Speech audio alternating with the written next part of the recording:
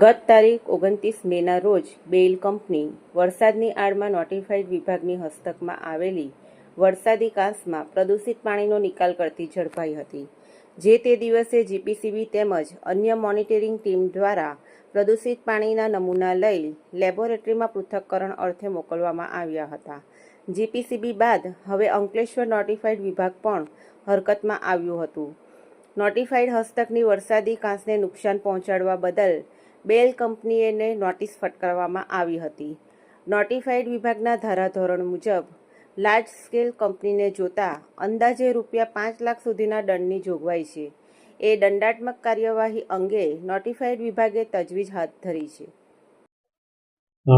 29/5/2025 વહેલી સવારે મીડિયા દ્વારા અને માહિતી મળતા બેલ કંપનીમાંથી વરસાદી ગટરમાં પાણી આવતું હતું તેવું વિડીયો અને સોશિયલ મીડિયા પર નોટિફાઈડ વિસ્તાર અને જીપીસીબીને માલુમ પડતા ત્યાં જઈને એમની સ્તર ચકાસણી કરતા જીપીસીબી દ્વારા સેમ્પલ લેવામાં આવેલા છે તથા નોટિફાઈડના નિયમ મુજબ કંપની જે લાર્જ સ્કેલ છે એના લાર્જ સ્કેલ સ્મોલ સ્કેલ મુજબ અલગ અલગ મુજબ દંડની જોગવાઈ કરેલી છે વરસાદી પાણીમાં અને તે મુજબની આગળની કાર્યવાહી નોટિફાઈડ દ્વારા કરવામાં આવશે.